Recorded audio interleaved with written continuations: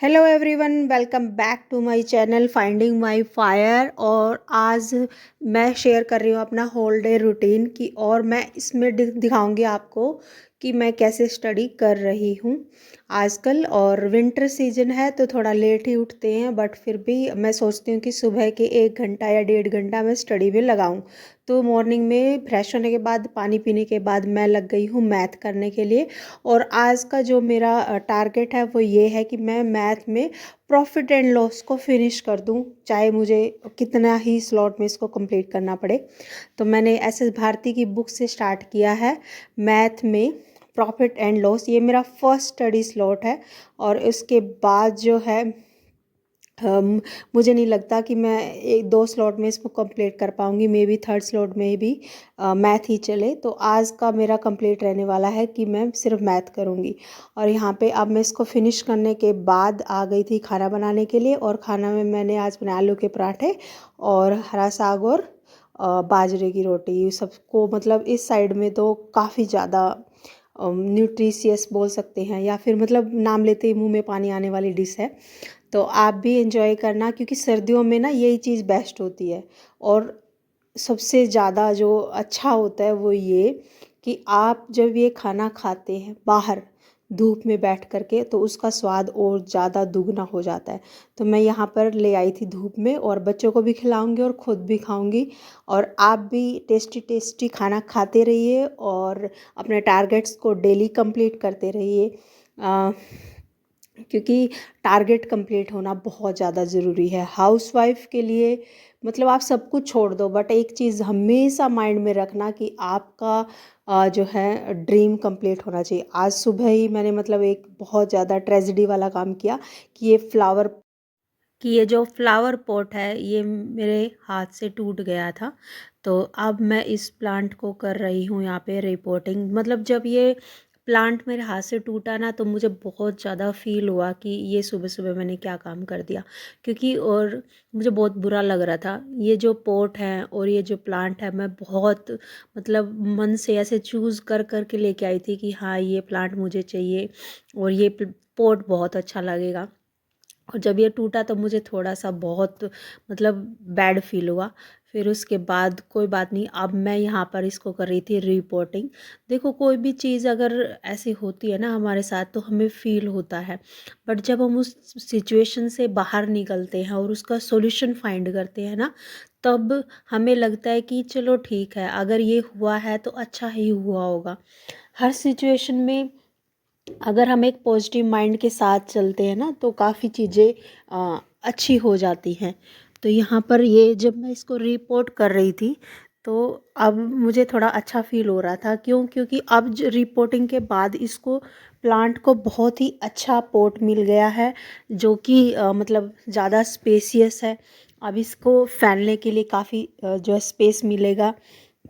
वो जो plant pot टूटा है वो छोटा पॉट था। तो हर सिचुएशन को अगर हम ऐसे ही डील करें कि हाँ ठीक है, अगर कुछ भी चीज़ होती है, कोई भी हम मतलब क्रिटिकल सिचुएशन में होते हैं, हमें समझ नहीं हो रहा होता है कि क्या ठीक है क्या गलत है, तो बस उसको ना ऐसे ही छोड़ देना चाहिए भगवान के ऊपर कि हाँ भगवान जो करेगा अच्छे के लिए ही करेगा। तो मैंने इससे मतलब मैं मेरे माइंड से ये चीज़ें ही मैंने निकाली कि बहुत अच्छा हुआ अगर ये ब्रेक हो गया है तो। क्योंकि इसको अब रिपोर्टिंग में कितना अच्छा पोर्ट मिला है, स्पेशियस है। और इसको फैलने का कितना मतलब जो इसकी जड़ें हैं वो काफ़ी स्पेस में फैल पाएंगी। और अच्छा घर, न्यू घर एक प्लांट को मिल गया है। तो यहाँ पे मेरा स्टार्ट हो गया था स्लॉट नंबर 2। और मैं यहाँ पे मैथ ही कर रही हूँ। मैथ में मैंने प्रॉफिट एंड लॉस के उस टाइम पर अराउंड 30 क्वेश्चन किए होंगे। और उसके बाद अब मैं दोबारा से स्लॉट सेकंड में यही कर रही हूँ। तो अगर मैं मैथ की बात करूं कि बहुत सारे एस्पिरेंट को जो है डाउट ना मैथ में ही होता है। मैथ बहुत से एस्पिरेंट का वीक होता है, स्पेशली जो आर्ट्स बैकग्राउंड से होते हैं। ये तो उनका मैथ थोड़ा ना मतलब वीक रहता है। और कुछ बात डिपेंड करती है कि इंटरेस्ट के ऊपर, क्योंकि हर कोई पर्सन जो है ना मैथ को लॉजिकली या लॉजिकल थिंकिंग नहीं होती ना उनके पास, तो फिर मैथ को ऐसे बोरिंग सब्जेक्ट लगता होता है उनको, और वो जीके में ज़्यादा स्ट्रोंग होते हैं कंपैरेटिवली मैथ के। आप रिलेट कर पाएंगे। बट अगर मैं अपनी बात करूँ तो मुझे मतलब मैं मैथ अच्छे से कर लेती हूँ, रीजनिंग अच्छे से कर लेती हूँ, बट जो जीके का प्रोसेस है ना वो मुझे लर्न नहीं रहता है। तो कोई बात नहीं, मतलब ये तो सबके साथ हर चीज़ कुछ ना कुछ जो वीक वाले सब्जेक्ट है वो होते हैं, किसी के स्ट्रॉन्ग कुछ होता है, किसी का वीक कुछ होता है। तो मैं आप लोगों को मैथ के बारे में बता रही हूँ। मैथ अगर आप किसी भी एग्ज़ाम के लिए प्रिपेयर कर रहे हैं, एसएससी के लिए कर रहे हैं या कोई स्टेट लेवल का एग्ज़ाम है, जैसे अब हरियाणा पुलिस का है, तो उसमें भी ये बहुत ज़्यादा हेल्पफुल रहेगा।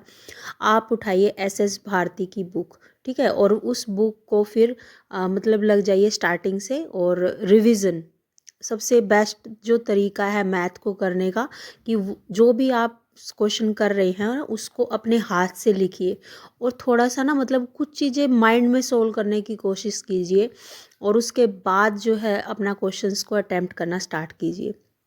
जैसे कई बार क्या होता है ना, आप न्यू न्यू है तो आपका मन करता है कि लिखें हर क्वेश्चंस को, तो लिखने में टाइम वेस्ट ना करें, ज़्यादा से ज़्यादा क्वेश्चंस को माइंड में सोल्व करें। ठीक है, बहुत सारे जैसे परसेंटेज आप करते हो ना, तो रेशो के फॉर्म में परसेंटेज को रिप्रेजेंट करते हैं। इस तरह से जो टेबल है, स्केयर रूट है, क्यूब रूट है, इस तरह से आप उन सबको ना वो एक तरह से लर्न कर लीजिए, और उसके बाद आप सोचना स्टार्ट कीजिए। मैथ के अंदर आपको पता होना चाहिए कि अगर मैं 1/5 या 100/20 बोल रही हूँ तो इसका मतलब क्या है, 5। तो रेशो का आना और परसेंटेज का आना सबसे ज़्यादा ज़रूरी है, क्योंकि अगर आपको परसेंटेज आ जाता है ना, फिर आप और एसआई प्रॉफिट एंड और लॉस सीआई वाला अच्छे जो से कर चैप्टर है पाएंगे, वो अच्छे से कर पाएंगे। और साथ में अगर आपको रेशो आ जाता है, फिर मिक्सचर एंड एलिगेशन वाले जो टॉपिक हैं वो कर पाएंगे। तो बहुत सारा जो मतलब एक तरह से बेस है ना, वो परसेंटेज चैप्टर है। आप परसेंटेज को अच्छे से सोल्व कीजिए, उसके बाद आपके 3-4 चैप्टर्स जो है ना वो कंप्लीट हो जाते हैं। इसी तरह से अगर आपको टाइम एंड डिस्टेंस आता है, तो बोट एंड स्ट्रीम वाला जो चैप्टर रहेगा आपका, वो रिलेटेड ही है। तो अगर वो बेस आपका मजबूत है तो आप ये वाला चैप्टर भी कर पाएंगे, बोट एंड स्ट्रीम वाला। इसी तरह से नंबर सिस्टम अगर आपको अच्छे से आता है, तो मैं कहूँगी सारे ही चैप्टर आप अच्छे से कर पाएंगे, क्योंकि एक तरह से ना जो थिंकिंग है वहाँ पे डेवलप हो जाती है। और एचसीएफ और एलसीएम वाला जो चैप्टर रहेगा वो काफ़ी मतलब मैं कहूँगी कि ज़्यादा इम्पोर्टेंट, क्योंकि हर एग्ज़ाम में उसमें से क्वेश्चन तो पक्का ही आता है। तो नंबर सिस्टम में एचसीएफ एंड एलसीएम बहुत ज़्यादा इम्पोर्टेंट है। तो ये कुछ मतलब टिप्स थी कि आप कैसे इसको कर सकते हैं। साथ ही साथ जो मेंसुरेशन वाला चैप्टर है, उसकी आप जो फॉर्मूलेज है ना उनको मतलब अपने सामने लगा लीजिए पेज पर के लिख के, कि पूरा दिन आप उसको देख रहे हैं। कि कई बार क्या होता है कि हम ना सब कॉन्शियसली हमारा माइंड वर्क कर रहा होता है, और हमें वो चीज़ें याद आ जाती हैं उस टाइम पर, कि हमें देखा हुआ भी याद आ जाता है कि हाँ ये चीज़ थी। क्योंकि जो एग्ज़ाम्स है वो अभी तक तो ऑब्जेक्टिव ही है, मींस एमसीक्यू टाइप के आपको 4 ऑप्शन मिलते हैं और आपको एक क्रैक करना होता है।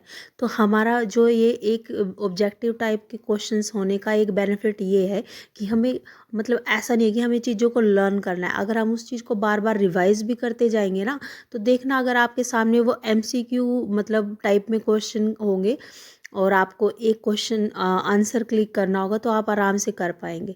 तो आपकी हैबिट होनी चाहिए उन चीज़ों को, चाहे आप जीके पढ़ रहे हो, कोई भी सब्जेक्ट आप पढ़ रहे हो, कि आप रिवीजन में रखें।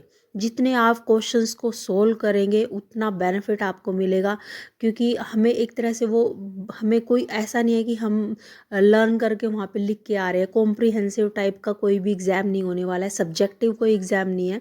आपको ऑब्जेक्टिव एग्ज़ाम्स देने हैं, यही बेनिफिट है कि आपको सिर्फ वहाँ पे टिक करना है एक जो राइट है ऑप्शन को। तो ये चीज़ें ध्यान में रख के और अपनी मेहनत को जारी रखिए और अपने टारगेट को कंप्लीट कीजिए। तो मैथ के लिए एसएस भारती बुक, साथ ही साथ आप जितना राइट करेंगे उतना आपका मैथ अच्छा होता जाएगा। और जिस भी स्टूडेंट का मतलब मैथ कमज़ोर है, तो वो क्या करे कि डिसाइड कर ले कि हर रोज़ के, हर डेली के मैं 50 क्वेश्चन सोल्व करूँगा। और आप 30 डेज़ में देखना, मतलब अच्छा खासा बेस मजबूत कर चुके होगे मैथ के ऊपर, अगर आप डेली के 50 क्वेश्चंस को सोल्व करते हैं। ठीक है, और मतलब हर एक चैप्टर से निकाल लीजिए कि आज ये चैप्टर करना है, उसके 50 क्वेश्चन, फिर नेक्स्ट इसके 50 क्वेश्चन, तो आप अच्छे से कर पाएंगे। और साथ ही साथ ना आपकी जो प्रैक्टिस है वो हो रही है, इसका मतलब आपकी जो स्पीड है वो भी इंक्रीज़ हो जाएगी। तो जिसका भी कमज़ोर है, जो भी चीज़ें मैथ में आपको नहीं आती है, पहले उसको कीजिए और डिसाइड कीजिए कि मैं पर डे 50 क्वेश्चंस को अटेम्प्ट करूँगी, क्वेश्चन को सोल्व करूँगी। इसमें फिर आपको स्टार्टिंग में टाइम लग सकता है, बट जैसे ही आप करोगे ना, प्रैक्टिस में रहोगे, तो आपका टाइम जो रिड्यूस होता चला जाएगा। जब रिवीजन करोगे तब देखना आपको वो क्वेश्चंस आते होंगे। नेक्स्ट टिप ये है कि आपके लिए कि आप एक ही बुक को प्रेफर कीजिए, या आप RS अग्रवाल ले रहे हैं तो वो बुक, या आदित्य रंजन सर की जो भी बुक है वो ले रहे हैं तो वो, या फिर SS भारती की ले रहे हैं तो वो, जो भी आप बुक प्रेफर कर रहे हो वो कीजिए, ताकि जब आप मतलब रिवीजन में करें तो वो क्वेश्चन आपके सामने हो और वो आपको अच्छे से आ जाए। क्योंकि देखो, सिर्फ ना क्वेश्चन की टाइप सेम रहती है, वहाँ पे क्वेश्चन की टाइप सेम रहेगी, बट जो एग्जाम्पल है, स्टेटमेंट है, वो चेंज होती है। तो आप चीज़ को, इस चीज़ का ध्यान रखना है कि हमें एक ही बुक को बार बार पढ़ते जाइए। मैथ में एक ही बुक उठाइए जो सब वन सारे सिलेबस को 3 मंथ करती हो, करोगे ना बार बार तो आप प्रो हो जाओगे बिल्कुल रिवीजन। तो यही टिप्स थी मेरी मैथ के लिए। और मैथ में जो एडवांस मैथ की बात करूँ तो एडवांस मैथ में आप कर सकते हो NCERT, और उसी को फॉलो कीजिए NCERT के लिए, और ट्रिक्स पर मत भागिए। मतलब पहले आपका बेस मजबूत होना चाहिए, उसके बाद ही आपको ट्रिक्स काम आएंगी। तो एडवांस मैथ के लिए मैं आपको कहूँगी NCERT बुक उठाइए, उसके सारे एग्जाम्पल, उसके सारी थ्योरी, मतलब जो क्वेश्चंस हैं एक्सरसाइज के, वो कीजिए, और उसके बाद आपका जो मैथ है वो ज़्यादा स्ट्रॉन्ग हो जाएगा। तो ये थी मैथ के लिए। और आज मैंने प्रॉफिट एंड लॉस किया है, और साथ में मैंने पॉलिटी के 2 चैप्टर रिवाइज किए थे। बस इतना ही हो पाया है। Thank you, thanks for watching.